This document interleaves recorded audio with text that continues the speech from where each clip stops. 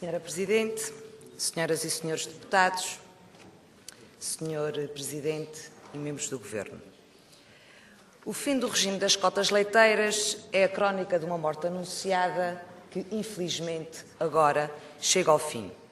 Desde 2008 que está oficial e formalmente decidido por Bruxelas o fim deste sistema de regulamentação dos mercados. Mas, como já é hábito, o Governo Regional entrou em processo de negação. Negou que as cotas chegariam ao fim, que tudo fariam para que as cotas nunca chegassem ao fim. A verdade é que não havia nada que o Governo Regional pudesse fazer para evitar esta decisão comunitária. E aquilo que poderia ter feito, que era preparar o setor para se tornar mais competitivo quando finalmente as cotas chegassem ao fim, não o fez. E como diz o povo, agora não vale a pena chorar sobre o leite derramado.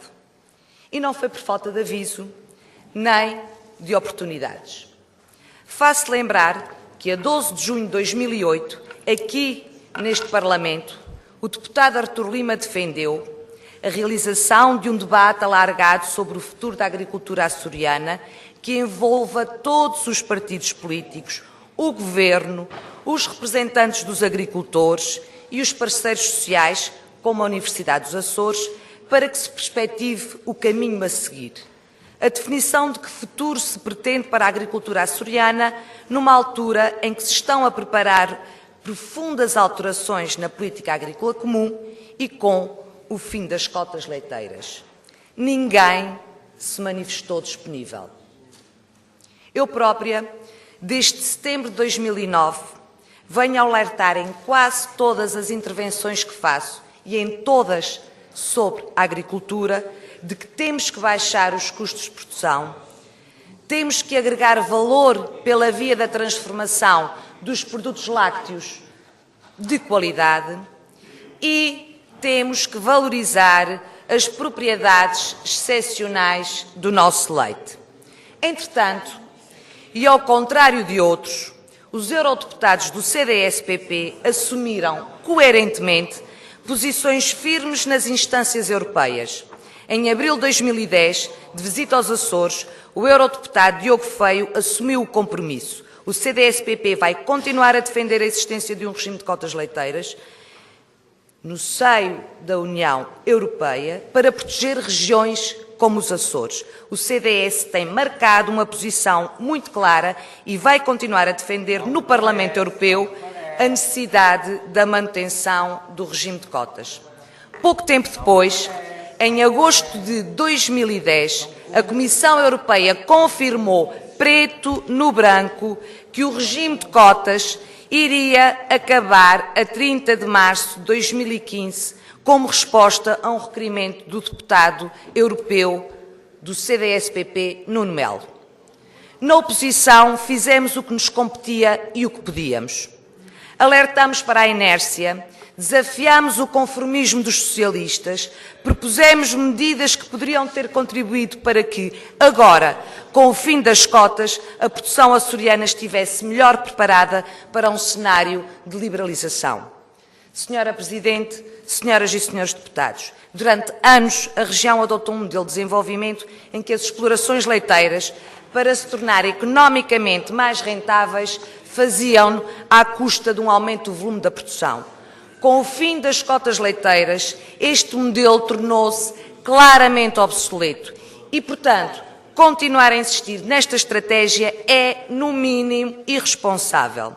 O Sr. Secretário da Agricultura diz: a estratégia da região terá de passar pela valorização e diferenciação dos produtos açorianos. Pois é, quanto a isso, parece que, afinal, já estamos todos de acordo, na teoria. Porque, na prática, falta estratégia política para estruturar a produção, incentivar a transformação e promover a comercialização. Lança-se, então, a chamada marca Açores, onde se lê que a natureza certifica. Senhor Secretário, a natureza até pode certificar muita coisa, mas seguramente não certifica má qualidade higieno-sanitária.